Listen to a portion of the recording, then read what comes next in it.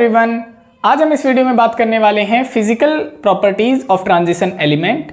हमने अपने पिछले लेक्चर में भी physical properties of transition element पढ़ी थी। वहाँ पे हमने बताया था कि जो फिजिकल प्रॉपर्टीज़ हैं ट्रांजिशन एलिमेंट की वो लगभग 13 प्रॉपर्टीज़ हैं, 13 से 14 प्रॉपर्टीज़ हैं आपकी, जिसमें से हमने 5 प्रॉपर्टीज़ हमने पार्ट 1 वाली वीडियो में पढ़ ली थी, जो इससे पिछला वाला लेक्चर था। अगर आपने वो नहीं देखा है तो आपको लिंक डिस्क्रिप्शन में मिल जाएगा, वहाँ से आप देख सकते हैं।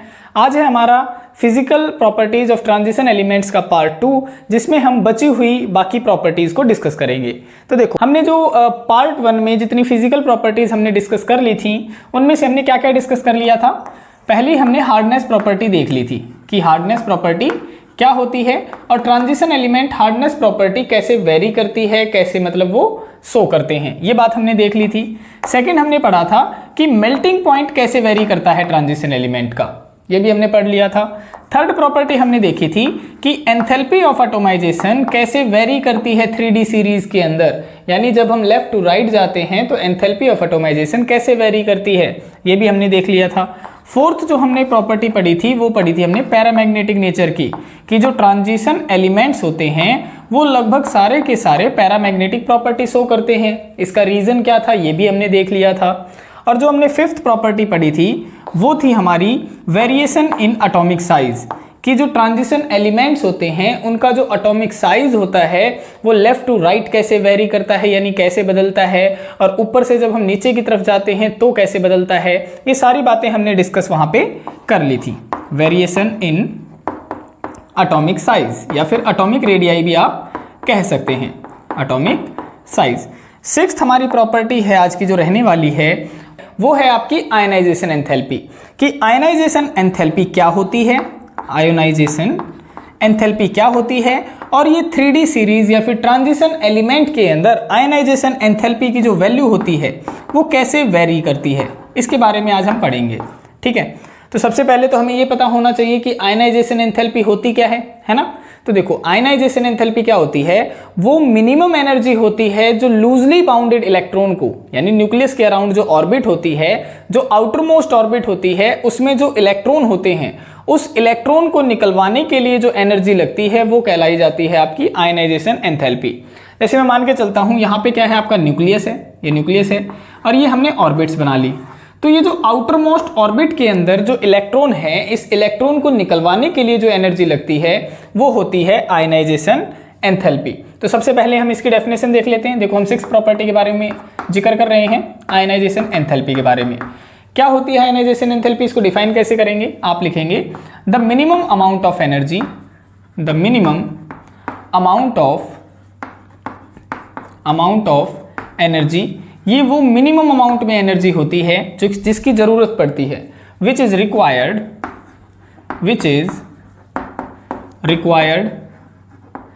To remove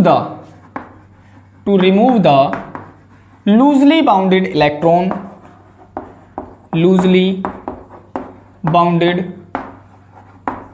electron from the, कहां से निकलवा रहा है वो लूजली बाउंडेड इलेक्ट्रॉन को, आउटर मोस्ट सबसेल के अंदर से। ठीक है, फ्रॉम द आउटर मोस्ट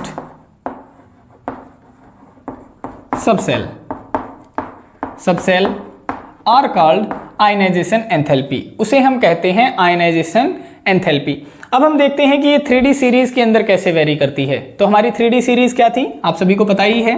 पहला था हमारा स्कैंडियम, फिर टाइटेनियम, फिर वेनेडियम, फिर क्रोमियम, फिर मैंगनीज, फिर आयरन, फिर कोबाल्ट, फिर निकल, फिर कॉपर एंड देन जिंक।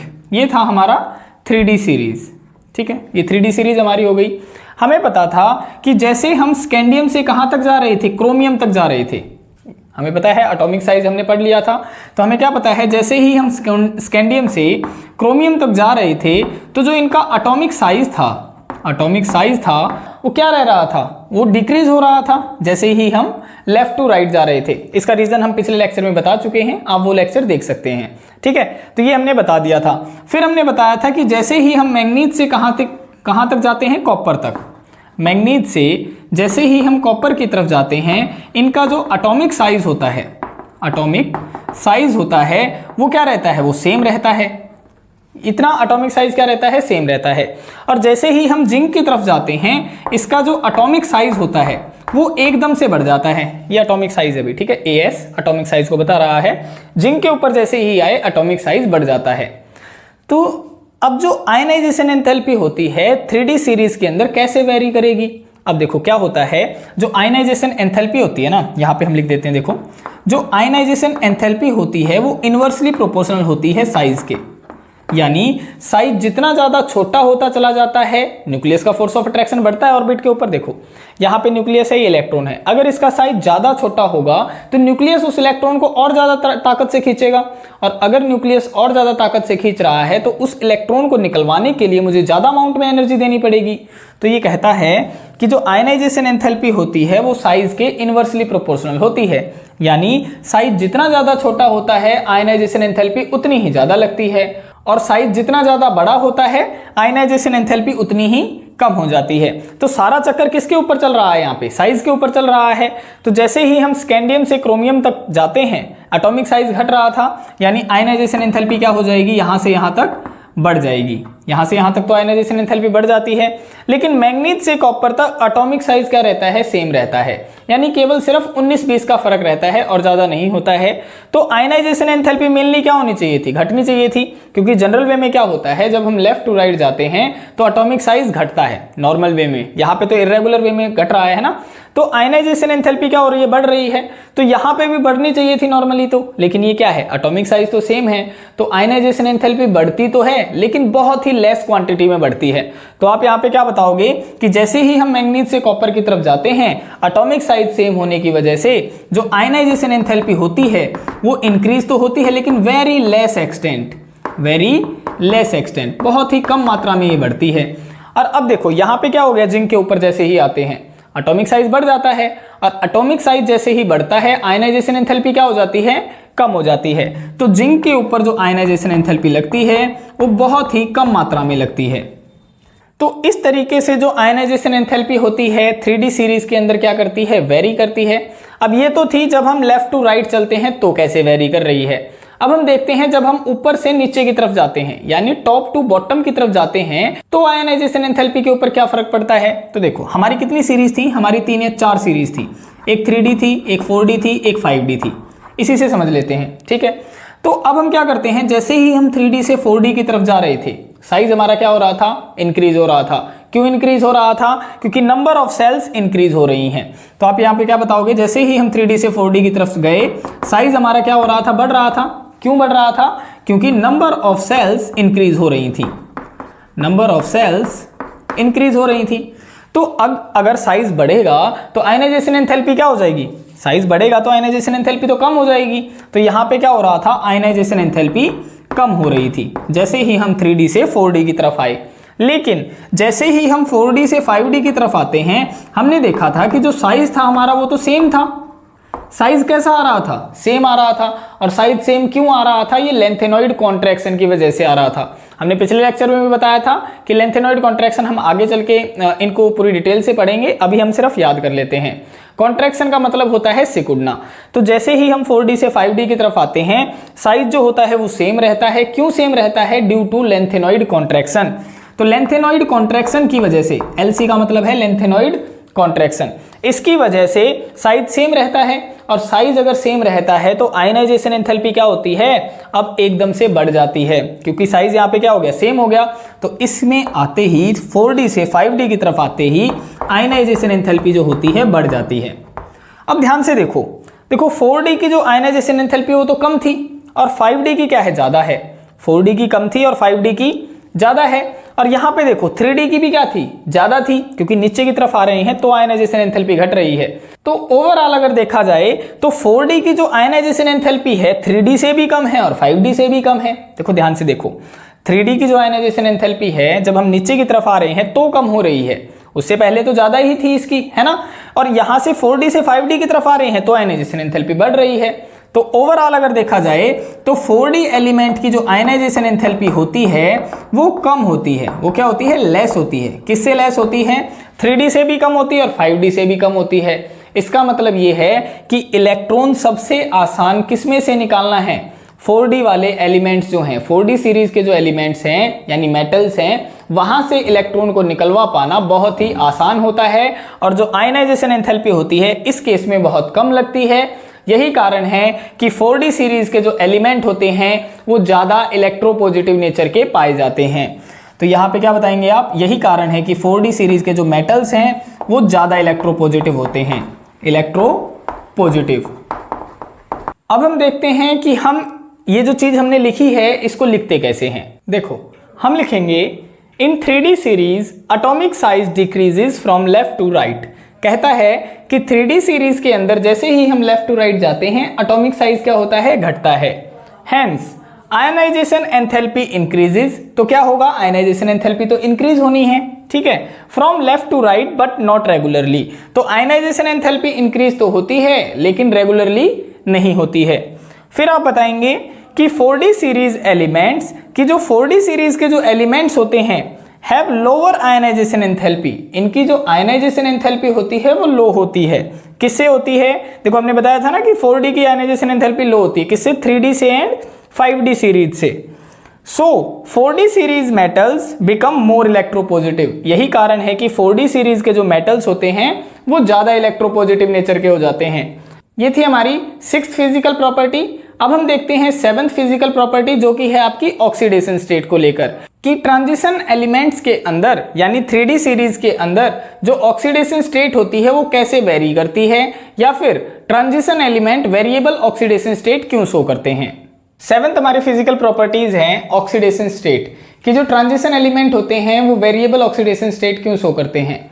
उससे पहले हमें ये पता होना चाहिए कि जो ये ऑक्सीडेशन स्टेट है इसका मतलब क्या होता है।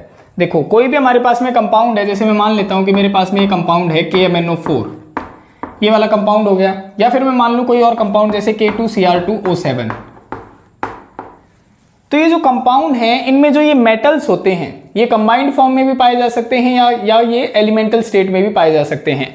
जैसे यहाँ पे जो चार्ज आपको दिखता है, इन एलिमेंट्स के ऊपर जो चार्ज आपको दिखता है वही क्या कहलाती है, वही इनकी ऑक्सीडेशन स्टेट कहलाती है। यानी हम कह सकते हैं कि किसी भी स्पीसी के ऊपर जो चार्ज प्रेजेंट होता है उसकी कंबाइंड स्टेट के अंदर वही कहलाता है ऑक्सीडेशन स्टेट, ठीक है। तो ये कहता है कि जो ट्रांजिशन एलिमेंट होते हैं वो वेरिएबल ऑक्सीडेशन स्टेट क्यों शो करते हैं, उसका रीजन क्या है। तो सबसे पहले हम ट्रांजिशन सीरीज यहाँ पे बना लेते हैं। सीरीज क्या है हमारे पास में, सीरीज है हमारे पास में scandium, titanium, vanadium, chromium, manganese, iron, cobalt, निकल, कॉपर एंड जिंक, ये हमारे पास में सीरीज हो जाती है। अब जो ये स्कैंडियम है, स्कैंडियम जो ऑक्सीडेशन स्टेट शो करता है यहाँ पे, ये करता है +3 ऑक्सीडेशन स्टेट शो। और जो टाइटेनियम है, टाइटेनियम शो कर सकता है +2 oxidation state, +3 oxidation state, +4 oxidation state. And then ये वेनेडियम आ जाता है। वेनेडियम जो ऑक्सीडेशन स्टेट शो कर सकता है वो +2, +3, +4 एंड +5 ऑक्सीडेशन स्टेट तक ये शो कर सकता है। यानी ये कितनी वेरिएबल ऑक्सीडेशन स्टेट शो कर रहे हैं। सिमिलरली जो क्रोमियम है, क्रोमियम शो करता है +2, +3, +4, +5 एंड देन +6 ऑक्सीडेशन स्टेट। फिर आ जाता है हमारा मैंगनीज। मैंगनीज जो ऑक्सीडेशन स्टेट शो करता है वो +2, +3, +4, +5, +6 एंड देन +7 तक ये शो कर सकता है।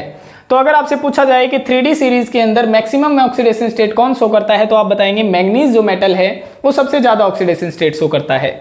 फिर आ जाता है आपका आयरन। आयरन जो ऑक्सीडेशन स्टेट शो करता है वो +2, +3 एंड देन +4 तक ये शो कर सकता है।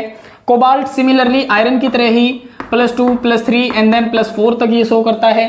फिर ये निकल आ जाता है। निकल भी इन्हीं की तरह +4 तक ही ये ऑक्सीडेशन स्टेट शो कर सकता है। फिर जो कॉपर है, कॉपर यहाँ पे इनकी तरह ऑक्सीडेशन स्टेट शो नहीं करता है, ये +1 और +2 ऑक्सीडेशन स्टेट तक ही शो करता है। यानी ये केवल +1 and then +2 oxidation state show करता है। फिर आ जाता है आपका जिंक। जिंक जो शो करता है वो केवल एक ही ऑक्सीडेशन स्टेट शो करता है जो कि है आपकी +2। तो यहाँ पे क्वेश्चन किस तरीके से बनते हैं। पहला क्वेश्चन आपका बनेगा कि 3D सीरीज के अंदर सबसे ज्यादा मैक्सिमम ऑक्सीडेशन स्टेट किसकी है, तो आप बताएंगे मैंगनीज की वेरिएबल ऑक्सीडेशन स्टेट शो करता है, +7 तक ये जाता है। फिर पूछता है कि 3D सीरीज के अंदर ऐसे कौन से दो मेटल हैं जिनकी ऑक्सीडेशन स्टेट वेरी नहीं करती हैं, तो आप बताते हैं स्कैंडियम है एक जो कि केवल +3 ऑक्सीडेशन स्टेट शो करता है। एंड देन आप बताएंगे कि एक जिंक होता है। जिंक भी +2 ऑक्सीडेशन स्टेट के अलावा कोई ऑक्सीडेशन स्टेट शो नहीं करता है। तो ये दो ही मेटल सबसे ज्यादा क्या होते हैं, स्टेबल ऑक्सीडेशन स्टेट शो करते हैं। फिर आपका तीसरा क्वेश्चन बनता है कि ये जो ट्रांजिशन एलिमेंट्स हैं ये वेरिएबल ऑक्सीडेशन स्टेट आखिर शो ही क्यों कर रहे हैं, इसका रीजन क्या है। तो आप बताएंगे कि इनके जो हम इलेक्ट्रॉनिक कॉन्फ़िगरेशन पढ़ रहे थे, इलेक्ट्रॉनिक कॉन्फ़िगरेशन हम क्या पढ़ते हैं, n-1 d एंड ns, और n-1 d के अंदर कितने इलेक्ट्रॉन आ सकते हैं, 1 to 10 इलेक्ट्रॉन आ सकते हैं, और ns के अंदर इलेक्ट्रॉन आते हैं 2। और इस सबसेल को बोला जाता है आउटर मोस्ट सबसेल। ये वाली जो सेल होती है हमारी, ये होती है आउटर मोस्ट सबसेल, और ये वाली जो सेल होती है इधर वाली, इसे बोला जाता है पेनल्टीमेट सबसेल। ये वाली है आपकी पेनल्टीमेट सबसेल, पेनल्टीमेट सबसेल। अब ये जो पेनल्टीमेट सबसेल होती है इसे बोला जाता है सेकंड लास्ट सबसेल, यानी ये तो आउटर मोस्ट हो गई, ये हो गई आपकी सेकंड लास्ट सबसेल। तो इन दोनों सेल्स के अंदर यानी आउटर मोस्ट और पेनल्टीमेट सबसेल के अंदर जो एनर्जी गैप होता है आपका, जो एनर्जी गैप होता है वो सबसे ज्यादा स्मॉल होता है, सबसे ज्यादा कम होता है, बहुत ही ज्यादा कम होता है। और यही रीजन है कि जो आपके ट्रांजिशन एलिमेंट हैं 3D सीरीज हैं, ये वेरिएबल ऑक्सीडेशन स्टेट शो करती हैं। अब हम देखते हैं कि जब हम डाउन द ग्रुप जाते हैं तब इनकी ऑक्सीडेशन स्टेट किसकी ज्यादा स्टेबिलिटी होती है। जैसे अगर यहाँ पे देखा जाए, अगर आपसे पूछा जाए कि इनमें सबसे ज्यादा स्टेबल ऑक्सीडेशन स्टेट कौन सी मानी जाती है, तो आप बताएंगे +2 या फिर +3 ऑक्सीडेशन स्टेट सबसे ज्यादा स्टेबल होती है, क्योंकि यही आपको सबसे ज्यादा दिख रही है, +3 और +2 सबसे ज्यादा दिख रही है, तो ये सबसे ज्यादा स्टेबल भी मानी जाती है ऑक्सीडेशन स्टेट। लेकिन जब हम डाउन द ग्रुप जाते हैं, जैसे हम क्या कह रहे हैं कि मैं 3D series, then 4D series and then 5D series की तरफ जाता हूं, तो oxidation state, higher oxidation state जो होती है +6, वो सबसे ज्यादा स्टेबल होती है। जैसे ही हम टॉप टू बॉटम जाते हैं, stability of higher oxidation state increase होती रहती है। तो इसका रीजन क्या होता है, इसका रीजन होता है कि जो ये जो हाइयर मेटल्स होते हैं, जो हाइयर ऑक्सीडेशन स्टेट शो कर रहे हैं, जैसे देखो एक मेटल हमने यहाँ पे लिख रखा है K2Cr2O7, क्रोमियम क्या है, क्रोमियम हमारा 3D सीरीज का एलिमेंट है, और ये क्रोमियम को अगर मैं आयनिक फॉर्म में लिखता हूं तो क्रोमेट आयन Cr2O7 2 नेगेटिव की फॉर्म में लिखूंगा, तो इसे बोला जाता है ऑक्सो अनायंस। ऑक्सो अनायंस क्योंकि ऑक्सीजन हो गई और अनायन हो गया। तो ये जो ऑक्सो अनायंस होते हैं ये सबसे ज्यादा स्टेबल होते हैं। स्टेबल क्यों होते हैं, क्योंकि ये डी पाई पी पाई बॉन्ड फॉर्मेशन कर लेते हैं। बॉन्ड फॉर्मेशन कैसे करते हैं, जैसे हम देखो इसको, इसका डायग्राम बना के देखते हैं। जैसे क्रोमियम हो गया, यहाँ पे क्रोमियम हो गया, ये हमने ऑक्सीजन बना दिया, ये O negative double bond O double bond O, यहाँ पे O negative double bond O and then double bond O। तो ये क्या है, ये हमारा जो ये ऑक्सो अनायन है Cr2O7 2 नेगेटिव, इसका हमने क्या बना दिया, स्ट्रक्चर बना दिया। अब ये जो स्ट्रक्चर होता है ये सबसे ज्यादा स्टेबल क्यों होता है, यानी यहाँ पे जो ये क्रोमियम की जो ऑक्सीडेशन स्टेट है वो +6 हैं, और ये सबसे ज्यादा स्टेबल कही जाती हैं। जैसे ही हम डाउन द ग्रुप चलते हैं तो ये स्टेबल क्यों है, क्योंकि ऑक्सो अनायंस बनाने के कारण इन्होंने क्या बना लिया, डी पाई पी पाई बॉन्ड बना लेते हैं। देखो क्रोमियम का तो डी ऑर्बिटल ओवरलैप कर लेता है, और ये जो ऑक्सीजन का पी ऑर्बिटल ओवरलैप कर लेता है। तो डी और पी ऑर्बिटल ओवरलैप होने की वजह से जो ये वाला जो बॉन्ड बनता है ना, इस वाले बॉन्ड को कहा जाता है डी पाई पी पाई बॉन्ड, डी पाई पी पाई बॉन्ड। और इसी बॉन्ड की वजह से ये जो ऑक्सो अनायंस होते हैं वो ज्यादा स्टेबल होते हैं, और यही रीजन है कि डाउन द ग्रुप जब हम जाते हैं तो हाइयर ऑक्सीडेशन स्टेट की जो स्टेबिलिटी होती है वो सबसे ज्यादा होती है। अब हम देख लेते हैं कि ये जो हमने बातें पढ़ी हैं इनको लिखते कैसे हैं। आप लिखेंगे the charge present on any atom in combined state are called oxidation state. सबसे पहले तो आप ऑक्सीडेशन स्टेट की डेफिनेशन बता देंगे। क्या बताएंगे कि किसी भी मेटल के ऊपर जो चार्ज प्रेजेंट होता है उसकी कंबाइंड स्टेट की फॉर्म में, उसे उसकी क्या कहा जाता है, ऑक्सीडेशन स्टेट कहा जाता है।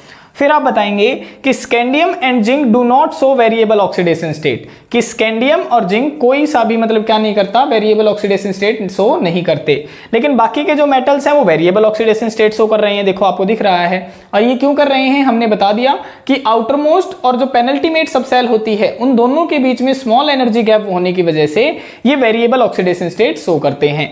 फिर क्या बताया है आपको, फिर बताना है आपने stability of higher oxidation state, कि जैसे ही हम डाउन द ग्रुप जाते हैं 3D से 4D सीरीज की तरफ, 4D से 5D सीरीज की तरफ, तो जो हाइयर ऑक्सीडेशन स्टेट की स्टेबिलिटी होती है, देखो इस वाली की +6 हो गया, +7 ऑक्सीडेशन स्टेट हो गई, उनकी स्टेबिलिटी नीचे की तरफ जब जाते हैं तो बढ़ती जाती है। क्यों बढ़ती जाती है, क्योंकि एटॉमिक साइज बढ़ जाता है, और एटॉमिक साइज बढ़ने की वजह से हाइयर ऑक्सीडेशन स्टेट की स्टेबिलिटी बढ़ जाती है। फिर आप बताएंगे कि जो स्टेबिलिटी ऑफ +6 ऑक्सीडेशन स्टेट, देखो हमने अभी बताया कि जो +6 ऑक्सीडेशन स्टेट होती है उसकी स्टेबिलिटी बढ़ती चली जाती है जैसे ही हम डाउन द ग्रुप जाते हैं। और उसका रीजन क्या है? उसका रीजन है क्योंकि ऑक्सोन आयंस जो बनते हैं, ऑक्सोन आयंस क्या बताया कि ऑक्सीजन हो गया और नेगेटिव चार्ज हो गया, तो इसे बोला जाएगा ऑक्सोन आयंस। ठीक है, तो जो ऑक्सोन आयंस होते हैं वो स्टेबलाइज्ड हो जाते हैं बाय डी पाई पी पाई बॉन्डिंग की वजह से। ये है आपका ऑक्सीडेशन स्टेट की ऑक्सीडेशन स्टेट क्यों वेरी करती है, क्या रीजन है इसका, कौन कौन से मेटल्स हैं जो वेरिएबल ऑक्सीडेशन स्टेट शो नहीं करते हैं। फिर आपसे पूछा जाएगा कि जो हायर ऑक्सीडेशन स्टेट की स्टेबिलिटी है डाउन द ग्रुप क्यों बढ़ रही है, +6 ऑक्सीडेशन स्टेट स्टेबल क्यों हो रही है। इस तरीके के क्वेश्चन ऑक्सीडेशन स्टेट के ऊपर पूछे जाते हैं।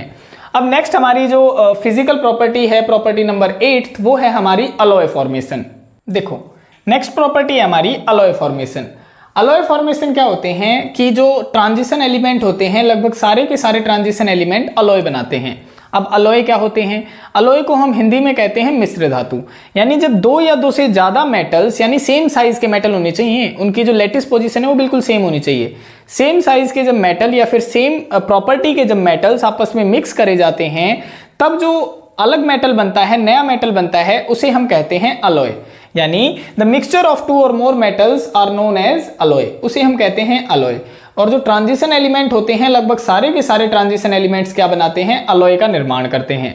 तो क्वेश्चन ये पूछा जाता है कि ट्रांजिशन जो एलिमेंट्स हैं वो अलॉय का निर्माण क्यों कर रहे हैं? तो इसका आंसर आप किस तरीके से देते हैं? आप बताते हैं कि almost all the transition elements, लगभग जितने भी ट्रांजिशन एलिमेंट्स हैं, फॉर्म्स अलॉयज, वो क्या बना लेते हैं? अलॉय बनाते हैं। बिकॉज क्यों बनाते हैं? Of their almost same size, क्योंकि लगभग सभी ट्रांजिशन एलिमेंट का साइज क्या होता है? सेम होता है। हमने देखा था ना कि स्कैंडियम से क्रोमियम तक जा रहे थे तब तो एटॉमिक साइज डिक्रीज हो रहा था, लेकिन उससे आगे की तरफ जा रहे थे तो एटॉमिक साइज क्या था?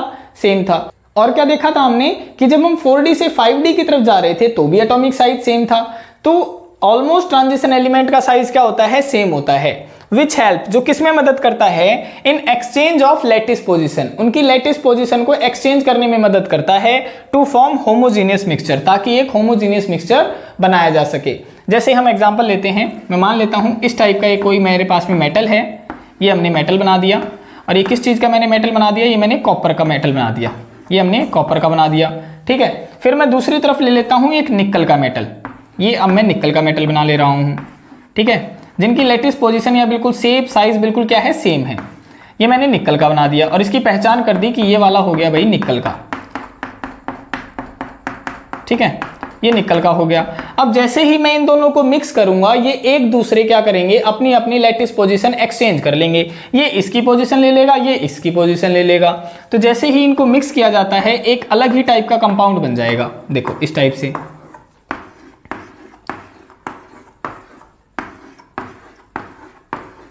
ठीक है। और बीच में क्या हो जाएंगे? बीच में कहीं कहीं आपको निकल भी दिखाई देगा इस तरीके से। तो इन्होंने क्या कर दिया? एक अलॉय का निर्माण कर लिया और उस अलॉय का नाम क्या होगा? Copper nickel alloy. तो इस तरीके से आपने क्या याद करना है? अलॉय फॉर्मेशन की प्रॉपर्टी को याद करना है। अब हम 9th फिजिकल प्रॉपर्टी देखते हैं। देखो 10th फिजिकल प्रॉपर्टी है हमारी इंटरस्टिशियल कंपाउंड फॉर्मेशन। अब ये इंटरस्टिशियल कंपाउंड क्या होता है? देखो एलिमेंट के भीतर क्या होती है? कुछ ना कुछ इंटरस्टिशियल साइट्स होती हैं। जैसे हम कोई मेटल ले लेते हैं, एग्जांपल ले लेते हैं आयरन का। जैसे हमने ये स्ट्रक्चर बना दिया आयरन का, इस टाइप से ये हमने स्ट्रक्चर बना दिया।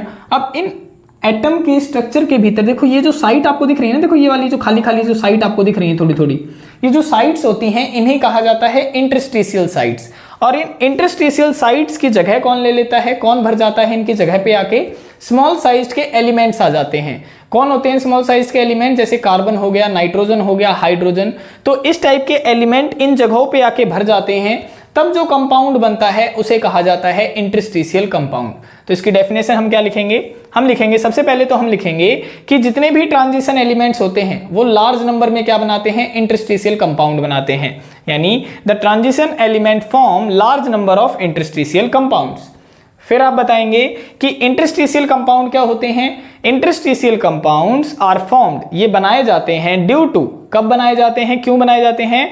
Proper fitting of small sized atom, कि जो स्मॉल साइज के एटम्स होते हैं जैसे कार्बन हो गया, नाइट्रोजन हो गया, हाइड्रोजन हो गया या फिर बोरोन हो गया, इनकी क्या हो जाती है? प्रॉपर फिटिंग हो जाती है। कहाँ पे? Into the interstitial sites. कहाँ है इंटरस्टिशियल साइट? देखो ये रही, ये वाली। इन पे क्या होते हैं? स्मॉल साइज के एलिमेंट आ जाते हैं, जैसे कार्बन, नाइट्रोजन या फिर हाइड्रोजन। ये इनकी जगह ले लेते हैं, यहाँ पे आ जाते हैं। जैसे ये वाला कंपाउंड जैसे मैंने बना दिया इस तरीके से, और यहाँ पे क्या फिल हो जाएगा? देखो यहाँ पे इस वाली जगह पे, यहाँ पे फिल हो जाएगा, कार्बन हो जाएगा या हाइड्रोजन हो जाएगा। जैसे मैंने कह दूं कि यहाँ पे क्या हो गया? कार्बन फिट हो गया। तो ये आयरन था, और ये जो कंपाउंड बन गया ये किसका बन गया? आयरन कार्बन का इंटरस्टिशियल कंपाउंड बन गया। तो इस तरीके से ये बन जाते हैं। फिर आप इनकी क्या बताएंगे? विशेषताएं बताएंगे कि फीचर्स क्या होते हैं इंटरस्टिशियल कंपाउंड्स के।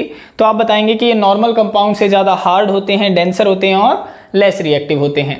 ये थी हमारी इंटरस्टिशियल कंपाउंड प्रॉपर्टी, जिसपे क्वेश्चन यही पूछा जाता है कि ट्रांजिशन एलिमेंट क्या इंटरस्टिशियल कंपाउंड बनाते हैं, और बनाते हैं तो इंटरस्टिशियल कंपाउंड क्या होते हैं, एग्जाम्पल देके बताएं। तो इस तरीके से आप एग्जाम्पल देके बता सकते हैं। अब हम नेक्स्ट फिजिकल प्रॉपर्टी पढ़ते हैं। देखो नेक्स्ट हमारी फिजिकल प्रॉपर्टी है कैटेलिटिक बिहेवियर, कि जो ट्रांजिशन एलिमेंट्स होते हैं वो कैटेलिटिक बिहेवियर क्यों शो करते हैं और कितने ट्रांजिशन एलिमेंट बिहेवियर शो करते हैं। तो आप सबसे पहले आप बताएंगे कि जितने भी ट्रांजिशन एलिमेंट होते हैं वो लगभग सारे के सारे क्या करते हैं? कैटेलिटिक बिहेवियर शो करते हैं। कैटेलिटिक बिहेवियर से हमारा क्या मतलब होता है? कैटलिस्ट वो सब्सटेंस होता है जो रेट ऑफ रिएक्शन को बढ़ा देता है। जैसे हमने कई बार ये रिएक्शन देखी होगी, देखो ये वाली, नाइट्रोजन प्लस में 3 मोल ऑफ हाइड्रोजन, और यहाँ पे हम क्या लिखते हैं? आयरन और मोलिब्डेनम लिखते हैं। तो ये जो दोनों मेटल हम लिख रहे हैं ये दोनों के दोनों क्या होते हैं? ट्रांजिशन एलिमेंट होते हैं। आयरन भी ट्रांजिशन एलिमेंट है और मोलिब्डेनम भी ट्रांजिशन एलिमेंट है। तो ये यहाँ पे कैटलिस्ट की तरह बिहेव करते हैं और प्रमोटर की तरह बिहेव करते हैं। ठीक है, तो जैसे ही ये रिएक्शन चलती है ये क्या बना देती है? 2 मोल ऑफ अमोनिया बना देती है। अगर ये यहाँ पे ना डाले जाते तो ये रिएक्शन कंप्लीट होने में कई दिन लगा देती, लेकिन जैसे ही इनको डाला जाता है ये विद इन मिनट ये रिएक्शन क्या हो जाती है? कंप्लीट हो जाती है। तो कैटलिस्ट वो सब्सटेंस होता है जो रेट ऑफ रिएक्शन को बढ़ा देता है, और ऑलमोस्ट ट्रांजिशन एलिमेंट क्या करते हैं? कैटेलिटिक बिहेवियर शो करते हैं। इसका रीजन क्या है? आप रीजन बताएंगे कि the catalytic behaviour is due to, किसकी वजह से होता है? सबसे पहला रीजन वो बताता है वेरिएबल ऑक्सीडेशन स्टेट। हम पढ़ चुके हैं कि ट्रांजिशन एलिमेंट्स क्या करते हैं? वेरिएबल ऑक्सीडेशन स्टेट शो करते हैं, और इसकी वजह से ये इंटरमीडिएट फॉर्मेशन में भी हेल्प करते हैं। इंटरमीडिएट क्या होता है? जो प्रोडक्ट और रिएक्टेंट के बीच में जो चीज बनती है उसे हम कहते हैं इंटरमीडिएट। तो वो बनाने में ये क्या करते हैं? हेल्प करते हैं। फिर इंटरमीडिएट बनते ही वो किस में कन्वर्ट हो जाता है? वो प्रोडक्ट के अंदर कन्वर्ट हो जाता है, विच रेडिली कन्वर्ट इनटू प्रोडक्ट हो जाता है। ठीक है, सेकंड वो बताता है कि जो ट्रांजिशन एलिमेंट होते हैं वो हमें लार्ज सरफेस एरिया प्रोवाइड करते हैं ताकि रिएक्शन को कैटेलाइज किया जा सके।